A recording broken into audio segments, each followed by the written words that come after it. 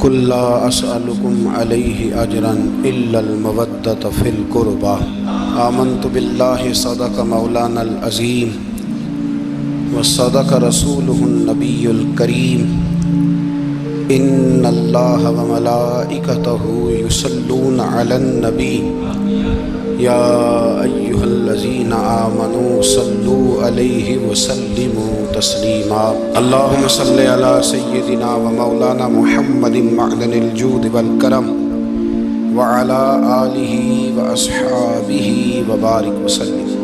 حمد و صلاۃ کے بعد ہمارے ہاں سیاستدانوں کو، لیڈروں کو اور افسران کو یاد رکھا جاتا ہے، لیکن وہ سپاہی جو سرحدوں کی حفاظت کرتے ہوئے جانیں تک قربان کر دیتے ہیں، ان کے ناموں کا زیادہ ذکر نہیں ہوتا۔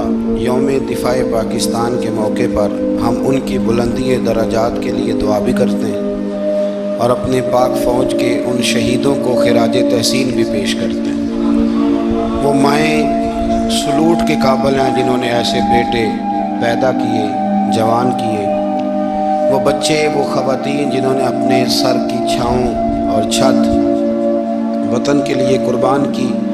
اللہ تعالیٰ یہاں بھی انہیں جزا عطا فرمائے اور صبح قیامت بھی اللہ بہترین صلہ عطا فرمائے۔ سرحدوں پہ جو لوگ کھڑے ہیں یہ بیچارے بڑی جد و جہد کرتے ہیں۔ اصل یہ لوگ پہرے دار بھی ہیں، نگہبان بھی ہیں۔ کسی کے قریب اگر ان شہداء میں سے کسی کا رہنا ہو، گھر ہو، بچوں سے ملاقات ہو تو ضرور ان سے پیار کیا جائے، ان سے محبت کی جائے۔ ہمارے ہاں رسمی قسم کے پروگرام ہوتے ہیں ٹی وی پہ ایک دو، لیکن ان کا مستقل خیال رکھنے کا کوئی ذریعہ نہیں ہوتا۔ جب حضرت جعفر طیار رضی اللہ تعالیٰ عنہ شہید ہو گئے تھے تو نبی کریم علیہ السلام ان کے گھر گئے تو ان کی اہلیہ نے پوچھا تھا کہ یا رسول اللہ صلی اللہ علیہ وسلم اب میرے بچوں کا کیا بنے گا؟ تو حضور نے فرمایا انا ولیہم فی الدنیا والآخرہ، میں دنیا میں بھی ان کا وارث بنوں گا اور قیامت میں بھی ان کا وارث بنوں گا۔ شہید کے بچوں کے لیے یہ جذبات دیے نبی پاک صلی اللہ علیہ وسلم، فرمایا دنیا میں بھی میں وارث ہوں، قیامت میں بھی میں وارث ہوں۔ یہاں تک شہداء کے لیے رسول کریم علیہ السلام نے دیکھے نا، حضور ہر سال خود شہدائے احد کے مزاروں پہ جاتے تھے اور ان کے لیے دعا فرماتے تھے، خراج تحسین پیش کرتے تھے۔ پھر ہر سال حضرت ابو بکر صدیق بھی جاتے تھے، پھر ان کے بعد ہر سال حضرت عمر جاتے تھے، پھر ان کے بعد ہر سال حضرت عثمان گئے، پھر ہر سال مولا علی گئے، پھر ہر سال حضرت عمر بن عبدالعزیز بھی گئے۔ وہاں جاتے تھے، خراج تحسین پیش کرتے تھے شہداء احد کے مزارات پر۔ اللہ تعالیٰ اس وطن کو قیامت کی صبح تک آباد فرمائے اور ہر دشمن اور ہر سازش سے اللہ اس ارض مقدس کو محفوظ و ممنون رکھے۔ 6 ستمبر ہے، یوم ختم نبوت ہے۔ پاکستان کی اسمبلی نے 7 ستمبر کو قادیانیوں کو غیر مسلم اقلیت قرار دیا تھا۔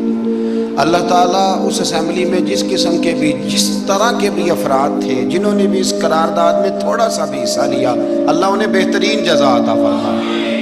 اور مجھے امید ہے کہ اللہ اس کا ہر اس شخص کو جو اس وقت اسمبلی میں بیٹھا تھا اور علامہ نورانی رحمۃ اللہ تعالیٰ علیہ کی قرارداد پر جس نے بھی ان کا ساتھ دیا تھا، مالک انہیں اس کی بہترین جزا عطا فرمائے۔ قادیانی سے ہمارا شدید اختلاف اس لیے ہے، جو تو ہیں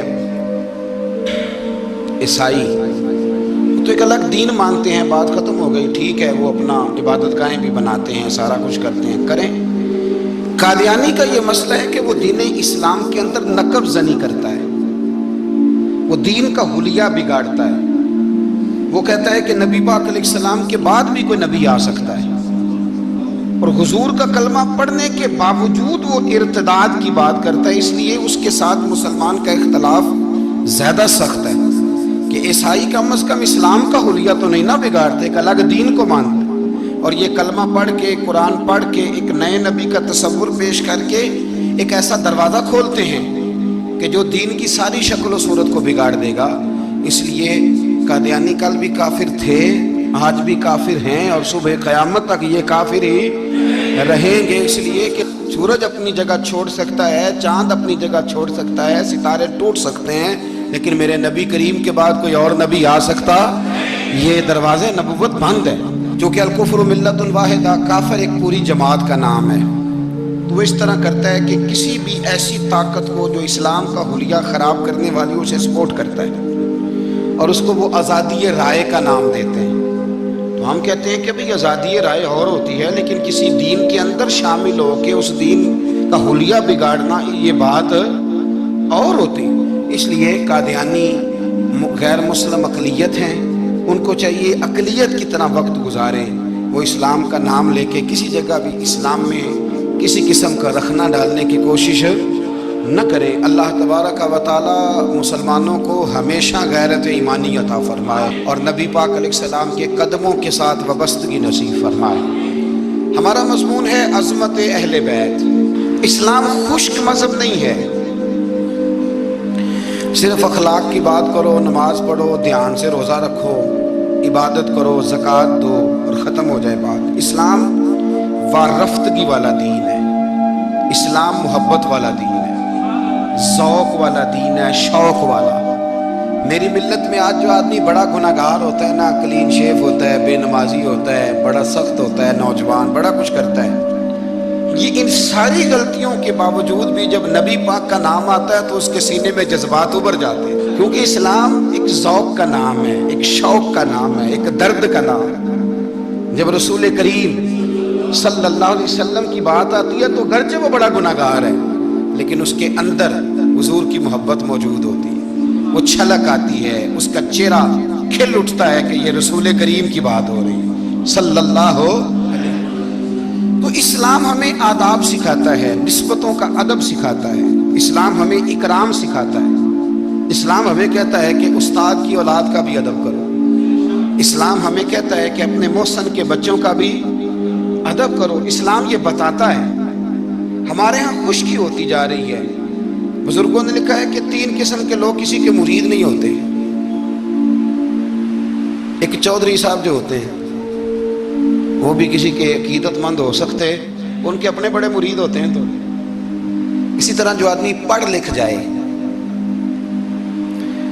اس کا بھی کوئی پیر، کوئی مرشد، کیونکہ وہ خود سب سے زیادہ پڑھا لکھا ہے۔ اور تیسرا جو آدمی مالدار ہو، سیٹھ صاحب ہو، اس کا بھی کوئی رہنما، مقتدا، کیونکہ وہ کیسے جھکے گا کسی کے آگے، سلوٹ کیسے کرے گا۔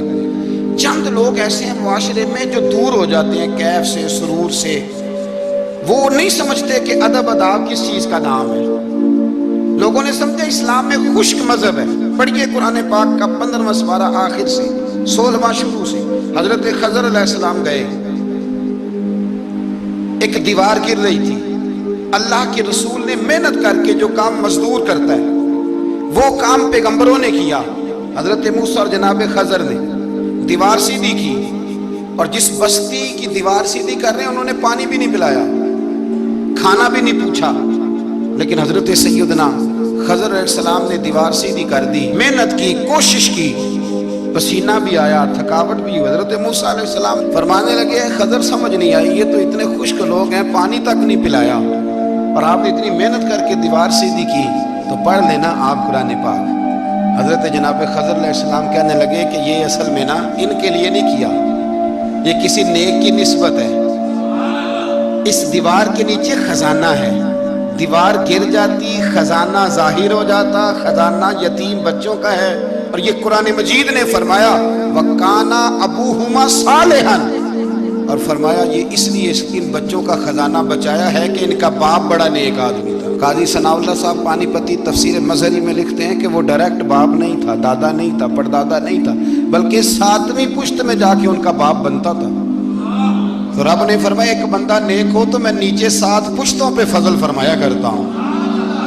اگر ایک بندہ نیک ہو اور 7ویں نسل میں جو اس کی اولاد ہو، اس کے خزانے کی حفاظت کے لیے اللہ نبیوں کی ڈیوٹی لگاتا ہے، تو بتائیے پھر میرے نبی کی اولاد کی کیا شان ہو، پھر اہل بیت نبوت کا کیا مقام ہو، پھر رسول اللہ کے خاندان کا کیا مرتبہ ہو۔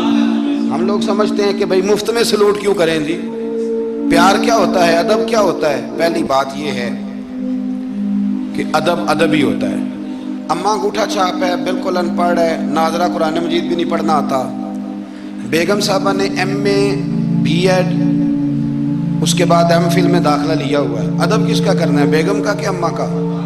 اماں تو ان پڑھ ہے، بیوی پڑھی لکھی ہے، اسے تو ایم اے کیا ہوا ہے، بی ایڈ بھی کیا ہوا ہے، ایم فل کر رہی ہے، اماں کا کیوں ادب کرنا ہے؟ اس لیے کہ اماں کا ادب اللہ رسول نے بتایا۔ اماں کا ادب ہو سکتا ہے بیوی بڑی اچھی قاریہ ہو، عمدہ قرآن پڑھتی ہو، حافظہ ہو، عالمہ ہو، اماں کو ناظرہ بھی نہ پڑھنا ہے، پر جنت پھر بھی ماں کے قدموں کے نیچے ہی ہے۔ یہ سمجھ لیں ادب والے کا ادب۔ امام راضی نے ایک بات لکھی ہے، وہ کہتے ہیں جو قاضی ہوتا ہے نا، قاضی جج، اس کے آداب لکھے ہیں امام راضی۔ فرماتے ہیں اگر جج کے پاس مقدمہ آ جائے نا باپ اور بیٹے کا آپس میں جھگڑا ہے، اسے پتہ چل جائے کہ باپ سچا ہے بیٹا جھوٹا ہے، تو 100 دفعہ کہہ دے کہ باپ سچا ہے بیٹا جھوٹا ہے، باپ سچا ہے بیٹا جھوٹا ہے، باپ سچا ہے بیٹا جھوٹا ہے۔ لیکن اگر اسے پتہ چل جائے نا کہ بیٹا سچا ہے اور ابا غلطی پہ ہے، اب یہ تو 100 دفعہ کہے کہ بیٹا ٹھیک کہتا ہے، بیٹا سچا ہے، بیٹا سچا ہے، پر ایک دفعہ بھی یہ نہ کہے کہ ابا جھوٹا ہے۔ حالانکہ مطلب یہی ہے، اگر بیٹا سچا ہے تو پھر خود بخود سمجھ آتی ہے کہ ابا جی غلطی پہ ہے۔ لیکن ادب کا تقاضا یہ ہے کہ جج بھی یہ نہ کہے کہ باپ جھوٹا ہے، اگرچہ وہ غلطی پر ہے، یہ تو کہہ دے کہ بیٹا، اس لیے کہ ادب والے کا جو مقام ادب ہے وہاں ادب کیا جائے، جو مقام اکرام ہے وہاں اکرام، وہاں آپ خشک نہیں بنیں گے، جہاں جھکنا ہے وہاں بہرحال جھکنا ہے، جہاں سلوٹ کرنی ہے بہرحال وہاں سلوٹ کرنی ہے۔ جن کا ہمارے اوپر ادب لازم ہے ہم نے ان کا ادب۔ امام اعظم ابو حنیفہ رحمۃ اللہ علیہ ایک جنگل میں ایک باغ میں بیٹھے تھے، شاگرد ساتھ تھے، امام ابو یوسف تھے اور بھی آپ کے شاگرد تھے، تو کچھ لکھ رہے تھے۔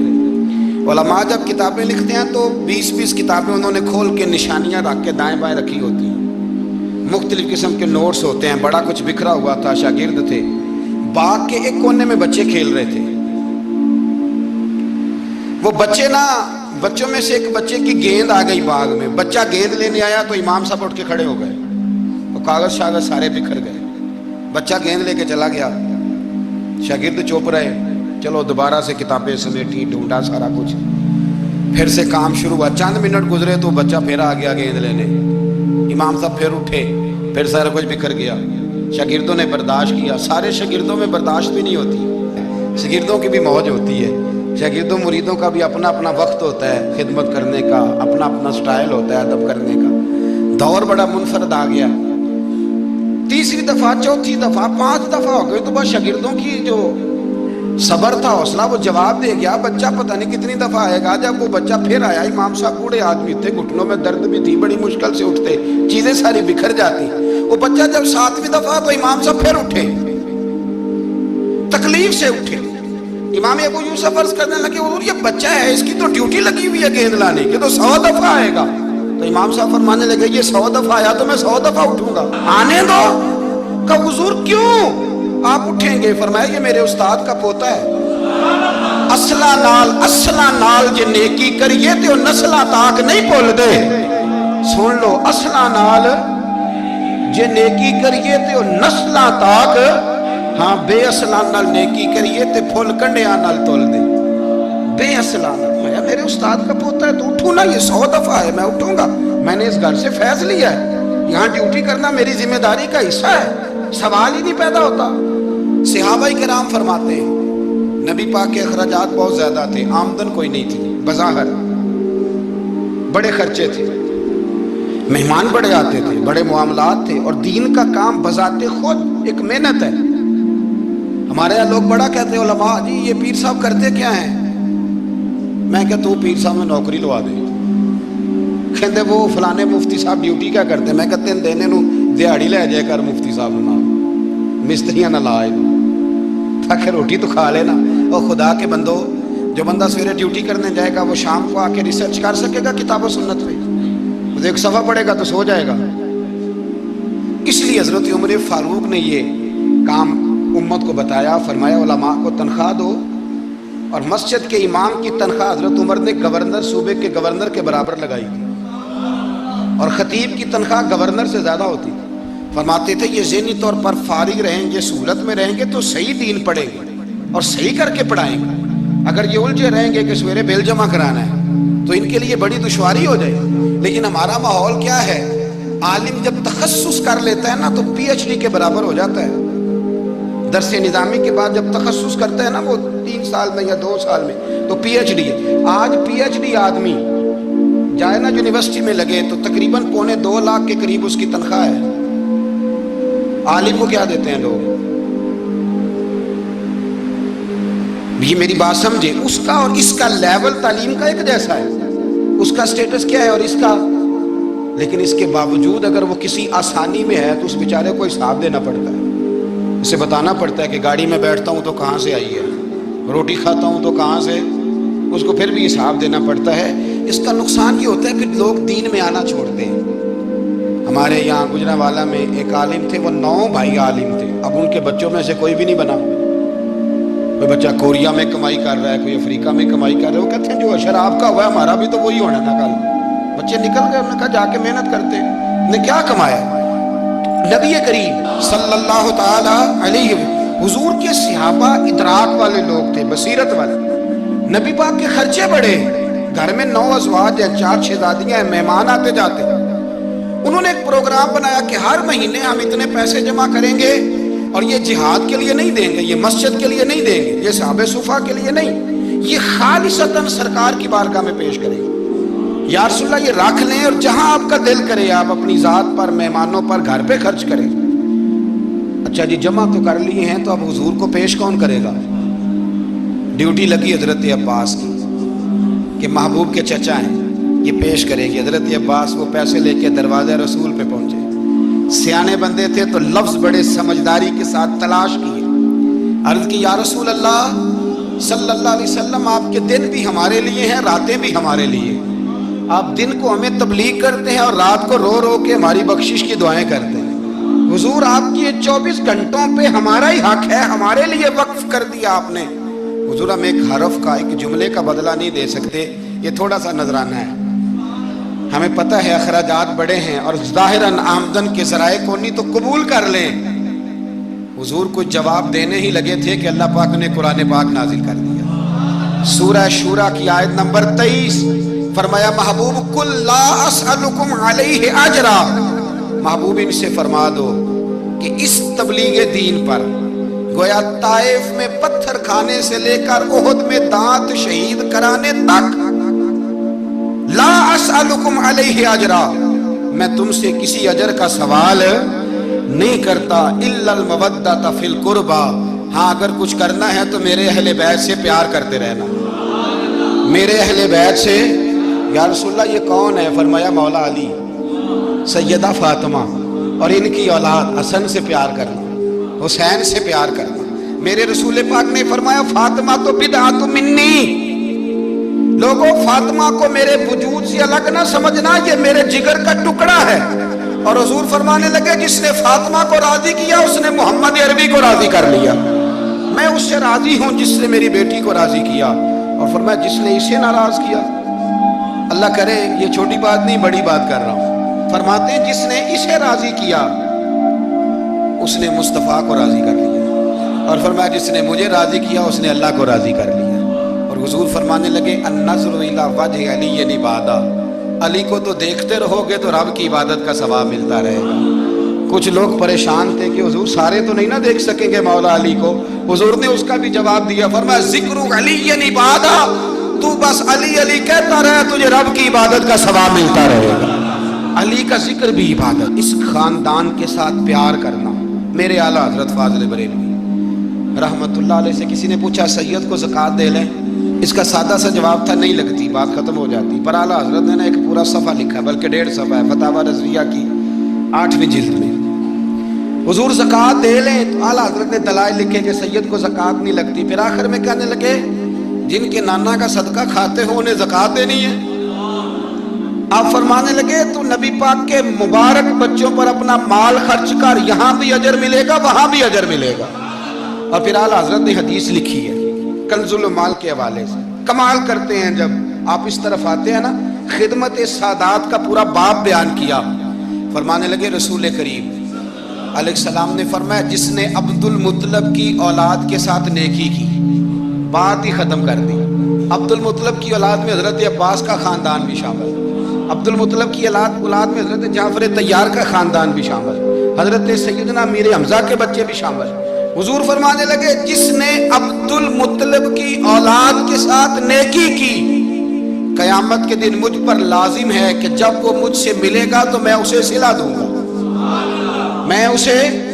اعلیٰ حضرت یہ حدیث لکھ کے کہتے ہیں ہمیں صلے کی ضرورت ہی نہیں، یہ جو نبی پاک نے کہہ دیا نا جب وہ مجھ سے ملے گا، تو مصطفیٰ سے ملنا ہی سب سے بڑا صلہ ہے، یہی سب سے بڑا صلہ ہے۔ بیدم شاہ بارسی کہنے لگے عدم سے لائی ہے ہستی میں آرزو رسول، عدم سے لائی ہے ہستی میں آرزو رسول، یہ کہاں کہاں لیے پھرتی ہے جستجو رسول۔ ہمیں عدم سے لائی ہے ہستی میں آرزو رسول، اور کہاں کہاں لیے پھرتی ہے جستجو رسول۔ عجب تماشا ہو میدان حشر میں بیدم کہ سب ہوں پیش خدا اور میں روبرو رسول، سب ہوں پیش خدا اور میں روبرو رسول۔ میں حضور کے سامنے، تو محبوب فرمانے لگے جب وہ ملے گا نا تو اجر میں دوں گا۔ تو پتہ یہ چلا خدمت سادات، ان سے پیار کرنا، اہل بیت نبوت سے ان کی شان کو سمجھے۔ مرتبے والے کا مرتبہ ہمیشہ سمجھنا چاہیے، ہمیشہ۔ جس کو اللہ نے مرتبہ دیا ہے اس کے مرتبے کو سمجھے۔ میرے رسول کریم علیہ السلام نا ذرا اعزازی وقت دیتے تھے، یہ سارا دن ہی امام حسن اور حسین مسجد میں رہتے تھے، سارا دن ہر وقت حضور کے ساتھ کھیلتے تھے، ان کا دروازہ مسجد نبی میں کھلتا تھا گھر کا، لیکن اس کے باوجود حضور فرماتے فاطمہ آج میرا دل کرتا ہے تمہارے گھر آ کے رات گزاروں۔ بھئی کوئی گھر بڑی دور ہے، یہ تو ساتھ ہی تو ہے۔ تو سیدہ فاطمہ فرماتی ہیں میں نے کہا حضور بڑی خوش نصیبی ہے تو محبوب نا رات کو میرے گھر میں آ کے سوئے۔ فرماتی ہیں میں نے چارپائی بچھائی نبی پاک کے لیے، ایک شخص کے سونے کی جگہ تھی۔ حضور نے فرمایا میں تو حسن حسین کے لیے آیا ہوں یا رسول اللہ، پھر فرمایا یہ میرے ساتھ سوئیں گے۔ میں نے عرض کی حضور آپ کو دقت ہوگی، کیسے سوئیں گے؟ تو نبی پاک علیہ السلام نے فرمایا میں سلا لوں گا۔ حضرت فاطمہ کہتی ہیں ایک کندھے پہ حضور نے امام حسن کو لٹا لیا اور دوسری سائڈ پہ امام حسین کو لٹا لیا۔ کہتی ہیں امام حسین کی عادت تھی وہ رات کو دودھ مانگتے تھے، میں نے برتن میں رکھا ہوتا تھا، میں ڈال کے دیتی تھی، بچے مانگتے ہیں نا رات کو دودھ۔ فرماتی ہیں رات کو نا امام حسین نے دودھ مانگا، میں اٹھنے لگی دودھ دینے کے لیے، پر حبیب نے فرمایا بیٹے تو لیٹ جا، آج میرے ساتھ سویا تو دودھ بھی میں ہی پلاؤں گا۔ کہتی ہیں کئی دفعہ دودھ مانگا تو کئی دفعہ میرے رسول پاک نے انہیں دودھ پلایا۔ اور یہ ہر نانا نواسوں سے پیار کرتا ہے، پر یہ خالی نانا نہیں نا، یہ امام الانبیاء بھی ہیں، یہ امام الانبیاء بھی ہیں، یہ سرور کون و مقام، ان کا ہر کام اللہ کے حکم سے ہے، اللہ کے حکم سے۔ حضرت سیدنا عبداللہ ابن عمر رضی اللہ تعالیٰ عنہ فرماتے ہیں کہ نبی پاک نے پیغام بھیجا سیدہ فاطمہ کو، فرمایا حسن کو بھیجو میرا ملنے کو دل کر رہا ہے۔ تو کہتی ہیں وہ گھر میں نا دیر ہو گئی امام حسن کو آنے میں۔ اعلیٰ حضرت فرماتے ہیں مجھے لگتا ہے کہ بی بی صاحبہ غسل کرانے لگ گئی تھی، کپڑے تبدیل کرا رہی تھی، مائیں کرتی ہیں نا بچہ باہر جانے لگا تھے واپس آ پہلے کپڑے بدل، تو ذرا دیر ہو گئی تو نبی پاک بے چین ہو گئے، میں حسن آ کیوں نہیں رہا، میرا ملنے کو دل ہے۔ فرماتے تھوڑی دیر گزری تو امام حسن نے دروازہ کھولا سیدہ پاک کا، جب دروازہ کھولا تو رسول کریم نے دونوں بازو یوں کھول دیے اور نبی پاک گھٹنوں کے بل زمین پر بیٹھ گئے۔ امام حسن بھی جب اندر سے نکلے تو انہوں نے بھی یوں بازو کھولے۔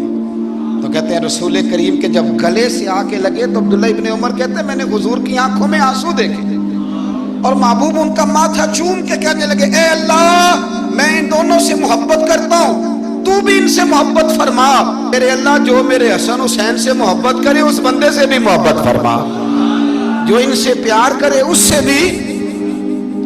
ہمارے بزرگوں کو نا اہل بیت سے بڑا پیار ہوتا تھا، اصحاب کے بھی غلام اور اہل بیت کے بھی۔ میں نے کہا ہے کہ اب ہمارے مزاجوں میں نا خشکی آ گئی ہے، اور جی اخلاق کی بات کریں، جی سیدھی سیدھی نماز روزے کی بات کریں، اصول کی، وہ جو ادب تھا، وہ جو عشق تھا، وہ جو وارفتگی تھی، وہ حسن کدھر گیا؟ حضرت عمر سے زیادہ تو اصول پسند کوئی نہیں نا، ان سے زیادہ سخت مزاج اصول پسند بندہ تو کوئی نہیں نہ ملے گا امت کو۔ امام حسین 10-10.5 سال عمر تھی، بچے تھے، مسجد میں آئے، حضرت عمر خطبہ دے رہے، جہاں اصول کی بات ہوگی وہاں اصول کی ہوگی، اور جہاں عشق کی ہوگی، جہاں عشق کی ہوگی، نماز پڑھا کہ میں تیمل ویکھا مینوں تے کعبہ بھول گیا آئی۔ تو امام حسین آئے مسجد نبی میں، حضرت عمر خطبہ دے رہے تھے، مولا علی کے ساتھ آئے بچے جمعہ پڑھنے، امام حسین آئے تو جناب عمر کے سامنے کھڑے ہو گئے، کہنے لگے عمر نیچے اترو، میرے نانا کا ممبر ہے۔ حضرت علی نے بازو تھاما، کہا یہ کیا کہہ رہے ہو؟ تو جناب فاروق اعظم فرمانے لگے جمعہ ہو رہا ہے، خطبہ ہو رہا ہے، لوگ جمعہ پڑھنے آئے ہوئے ہیں، اس میں اب بچہ آ جائے تو کیا جمعہ چھوڑا جائے گا؟ لیکن جہاں ادب ہے وہاں ادب ہے۔ حضرت علی کہنے لگے حسین یہ کیا کہہ رہے ہو، بیٹھ جاؤ۔ حضرت عمر فاروق فرمانے لگے علی آپ نہ بیچ میں ہیں، یہ میرا اور حسین کا معاملہ ہے، آپ نہیں بیچ میں ہیں، آپ ہٹ جائیں، میرا اور حسین کا مسئلہ۔ کیا کہا بیٹے؟ کہا عمر اترو، میرے نانا کا ممبر ہے۔ اتنا بڑا آدمی جسے کیسر و کسرا ہلا نہ سکے، جو درہ مارے تو زمین کا زلزلہ رک جائے، جو سورج کو حکم دے تو سورج چہرہ بدل جائے، وہ شخص جو دریا کو خط لکھے تو خشک دریا بہنے لگے، عمر اترو میرے نانا کا ممبر ہے۔ فاروق اعظم زمین پہ اتر آئے، ہاتھ باندھ کے کھڑے ہو، کہنے لگے حسین میں اتر گیا ہوں پتر، ممبر تو تیرا ہے یا تیرے نانا کا ہے؟ ختم ہو گئی بات۔ تو حضرت امام حسین کہنے لگے جا جا کے اپنے نانے کے ممبر پہ بیٹھ جا۔ تو فاروق اعظم کی چیخ ہی نکل گئی، کہنے لگے پتر میں تو اونٹ چرانے والے کا بیٹا ہوں، میرے نانے کا کوئی ممبر نہیں یار، میں تو اونٹ چرانے والے کا، میرے نانے کا کوئی ممبر ہی کوئی نہیں، تو کدھر جاؤں؟ امام حسین کہا اچھا کوئی نہیں ممبر آپ کے نانا کا کوئی نہیں؟ کہا نہیں۔ چل ٹھیک ہے پھر میرے نانا کے ممبر پہ بیٹھ جاؤ، اور میرے نانا کے ممبر پہ بیٹھ جاؤ۔ مجھے لگتا ہے فاروق اعظم بولے ہوں گے، انہوں نے کہا ہوگا کہ لوگوں میں مرضی سے نہیں بیٹھا، مجھے ابو بکر نے بٹھایا تھا، پھر حسین کے کہنے پہ اترا ہوں، اب دوبارہ مجھے حسین ابن علی نے بٹھایا ہے، کسی میں جرت ہے تو عمر کو ہلا کے دکھائے، طاقت ہے تو بھئی یہ پیار رسول اللہ کے خاندان سے، یہ وارفتگی، یہ ذوق، ہم تو ہٹ گئے ان چیزوں سے۔ شیخ الاسلام والمسلمین خواجہ قمر الدین سیالوی،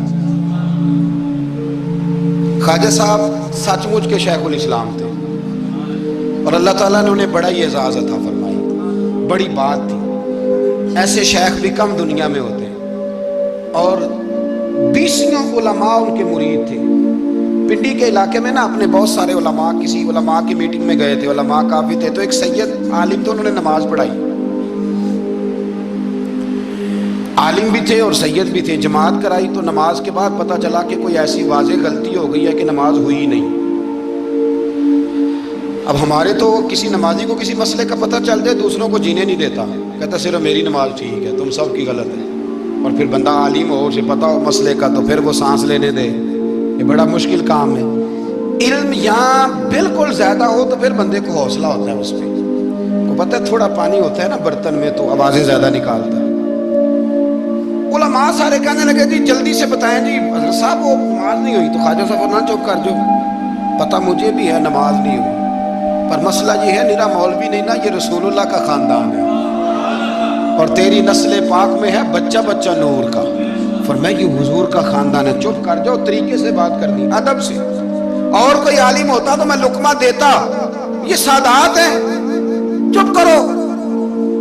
چلو کہنے لگے میں نہ سوچ رہا ہوں کہ کوئی جملہ مل جائے تو شاہ جی کو کہوں کہ نماز نہیں ہوئی، حالانکہ بڑے عالم تھے خواجہ صاحب، بہت زبردست قسم کے محقق عالم۔ تھوڑی دیر کے بعد کہنے لگے لو جی مجھے نا مل گیا جملہ، میں شاہ جی کو بتانے لگا ہوں۔ کہا بتائیں؟